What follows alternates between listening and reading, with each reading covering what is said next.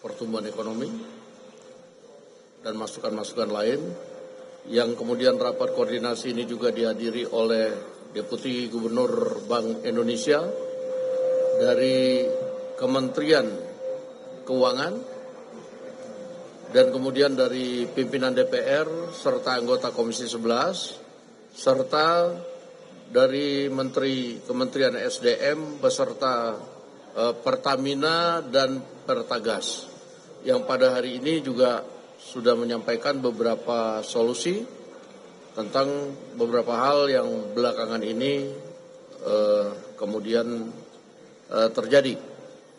Nah, untuk itu mungkin kesempatan pertama saya akan minta kepada Bu Mari Pangestu dari Dewan Ekonomi Nasional untuk menyampaikan beberapa hal. Waktu saya persilakan.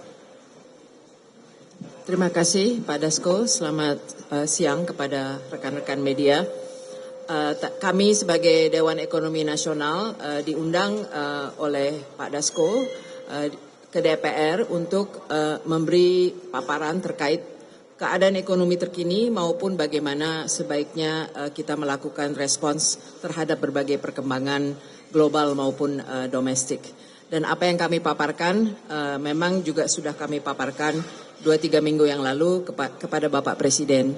Dan intinya adalah yang juga di dalam pembahasan dengan beberapa lembaga yang hadir seperti Bank Indonesia dan Kementerian Keuangan, saya rasa semua sepakat bahwa kita semua negara menghadapi keadaan global yang memang tidak pasti. Yang penting bagaimana sebuah negara itu merespons terhadap keadaan global yang tidak pasti itu. Dan ada kesepakatan saya rasa yang tercapai bahwa yang penting adalah menjaga kestabilan makroekonomi di jangka pendek. Ya, karena kita sudah melihat dampak dari ketidakpastian global, misalnya harga minyak meningkat dan dampaknya kepada inflasi yang sudah mempengaruhi inflasi dan daya beli di masyarakat. Sehingga ini menjadi prioritas untuk menjaga kestabilan makro. Dan apa langkah-langkah yang perlu dilakukan baik dari segi fiskal maupun dari segi moneter, dan koordinasi antara fiskal dan moneter itulah yang kita bahas, ya. Dan kedua mungkin juga yang disepakati, keadaan ekonomi Indonesia sebetulnya secara fundamental cukup baik. Namun kita memang menghadapi pelemahan rupiah yang lebih daripada peers kita. Berarti kita juga harus mewaspadai bagaimana menjaga isu confidence dan trust, ya. Dan itu tidak tentu terlepas dari kaitannya dengan kebijakan-kebijakan yang akan diambil oleh masing-masing lembaga yang bertanggung jawab secara teknis untuk melakukan hal itu. Pembahasan berjalan dengan baik dan saya rasa ini forum yang baik untuk melakukan tukar pikiran antara kita semua karena kita ingin tentunya ekonomi Indonesia maju. Terima kasih. Baik, terima kasih Bu Desri, Deputi Gubernur Senior BI, silakan. Baik, terima kasih. Assalamualaikum warahmatullahi wabarakatuh. Tentunya kami berterima kasih juga kepada Pak Dasko yang telah memberikan kesempatan juga pada kita. Seperti pertemuan ini sebenarnya pertemuan rutin merupakan koordinasi khususnya antara fiskal dan moneter. Dan dari kami seperti tadi yang disampaikan oleh Ibu Mari bahwa dalam situasi ketidakpastian global yang sangat tinggi, maka kami di Bank Indonesia tentunya perlu membuat suatu kebijakan yang sifatnya memang jangka pendek untuk mencapai stabilitas. Dalam hal ini adalah kita bicara nilai tukar. Dan kebijakan tentu satu nilai tukar dan kedua likuiditas. Nah, untuk nilai tukar mungkin dari teman-teman media juga sudah aware bahwa dalam 1 bulan terakhir ini kami memang sudah menaikkan BI rate kami sebesar 100 basis point. Sehingga sekarang berada di posisi 5,75%. Dan yang terjadi kemudian adalah repricing atau penyesuaian harga, baik itu untuk instrumen yang diterbitkan oleh Bank Indonesia ataupun oleh pemerintah, yaitu SRBI dan SBN, di mana dalam satu bulan di bulan Juni ini telah terjadi inflow yang cukup signifikan, sehingga secara year to date dari Januari hingga akhir Juni tanggal 26 yang lalu, inflow yang masuk untuk di portfolio SBN dan SRBI kita itu sudah mencapai sekitar 9 miliar US dollar. Jadi itu pertama tentunya confidence dari offshore yang tentu juga akan tercermin dari confidence di masyarakat kita di Indonesia. Yang kedua, untuk likuiditas, tentunya Bank Indonesia juga akan terus menjaga likuiditas di pasar dengan berbagai instrumen yang kami miliki. Sebagai contoh untuk likuiditas di operasi moneter kami, kalau kita lihat di akhir bulan Mei, ekspansi yang kami lakukan sekitar 600 triliun, maka di akhir bulan Juni ini kami sudah melakukan ekspansi hingga 1.000 triliun.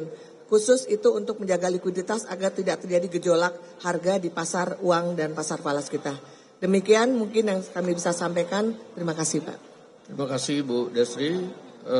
Wakil Menteri Keuangan Pak Yuda, waktu saya persilakan. Bismillahirrahmanirrahim. Assalamualaikum warahmatullahi wabarakatuh. Rekan-rekan media, mungkin ada dua hal yang ingin saya sampaikan. Yang pertama tadi dibahas bahwa kondisi fiskal itu masih sangat terjaga dengan baik. Defisit hingga bulan Mei kemarin 0,7% dan diperkirakan sampai dengan akhir tahun juga masih di bawah 3%. Jadi masih sangat terjaga.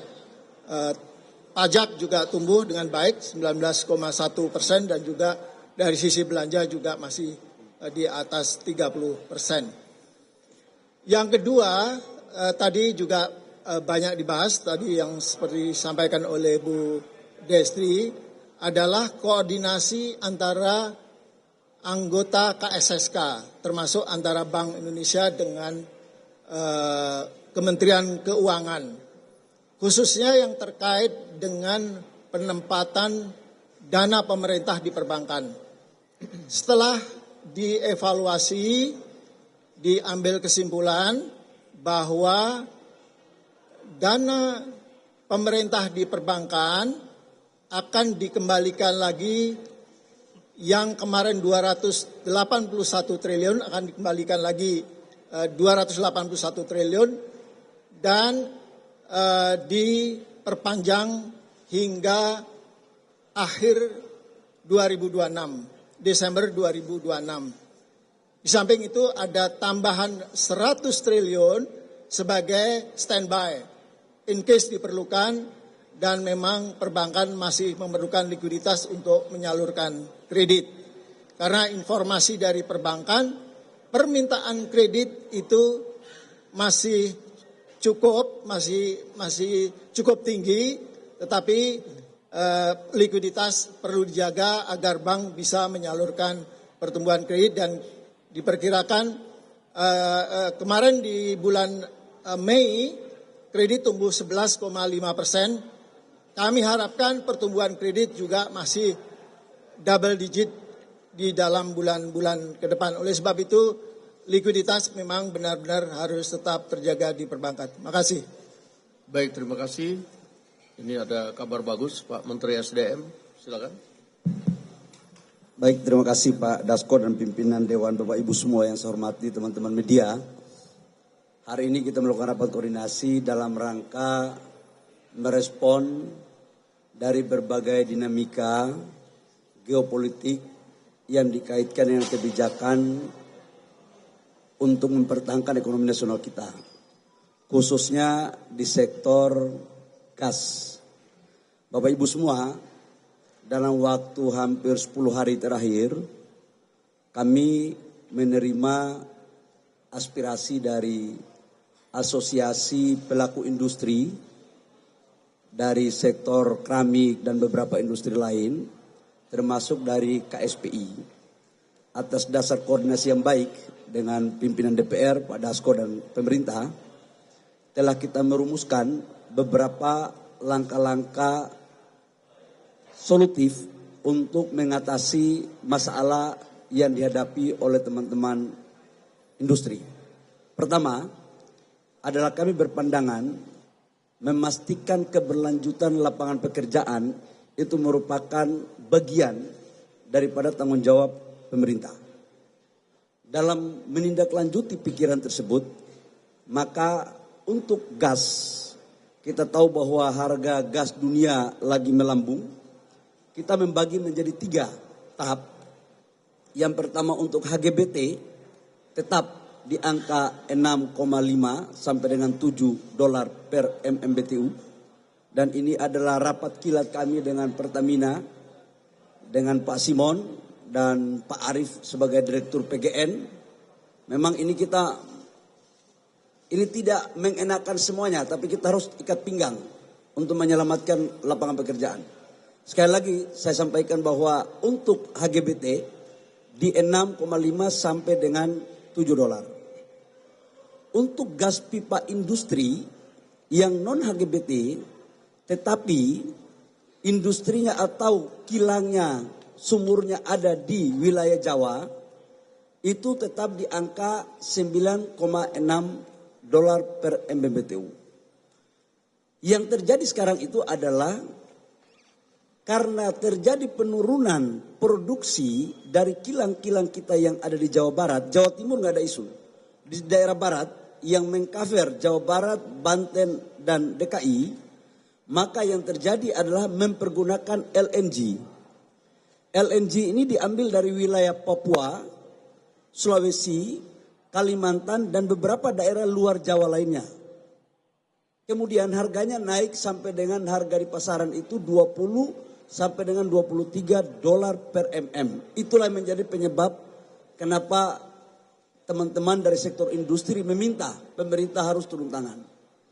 Atas dasar arahan Bapak Presiden berkepentingan betul untuk menjaga industri dan lapangan pekerjaan, maka kami diperintahkan masukan dari industri itu kurang lebih sekitar 15 sampai 16 dolar per mm.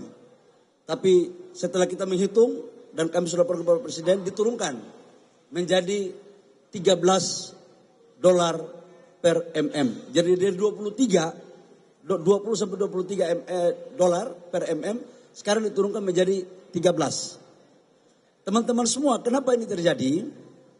Karena memang untuk LNG kenapa harganya tinggi, dia itu diambil dari daerah-daerah yang butuh kos transportasi. Kemudian dilakukan regasifikasi ulang. Kemudian baru dikirim lewat pipa, itulah biaya yang timbul. Nah sementara sumur-sumur yang ada di wilayah Jawa Timur itu produksinya sesuai dengan target lifting, tetapi di dalam sumur-sumur yang ada di wilayah Barat itu terjadi penurunan. Tapi secara akumulasi lifting gas kita itu mencapai target APBN. Karena itu gas tidak kita impor. Jadi masalahnya adalah bukan tidak adanya gas ada, tapi harga LNG-nya yang mahal. Jadi kita sudah memutuskan untuk LNG industri di harganya 13 dolar per mm. Demikian Pak Dasko yang perlu kami sampaikan kepada publik. Terima kasih. Terima kasih Pak Bahlil. Ini kabar gembira bagi kalangan industri maupun teman-teman dari serikat pekerja yang kemarin mengeluhkan dampak dari harga gas yang naik, gas industri yang naik bisa kemudian menyebabkan PHK. Oke, sebagai penutup saya minta Menteri Sekretaris Negara untuk menyampaikan beberapa hal dari pemerintah. Saya persilakan. Baik, terima kasih. Selamat siang teman-teman media. Terima kasih Pak Dasko dan beserta seluruh pimpinan DPR. Terima kasih Ibu Destri beserta dengan seluruh Deputi Gubernur Bank Indonesia. Kemudian dari Kementerian Keuangan juga diwakili oleh dua Wamenkeu hari ini hadir. Pak Suhasil Raker ya. Terima kasih juga Pak Bahlil sudah berkenan ikut hadir untuk menyelesaikan permasalahan gas beserta dengan seluruh jajaran dari Pertamina dan PGN. Ada juga Wamen Perindustrian. Terima kasih Pak Wamen.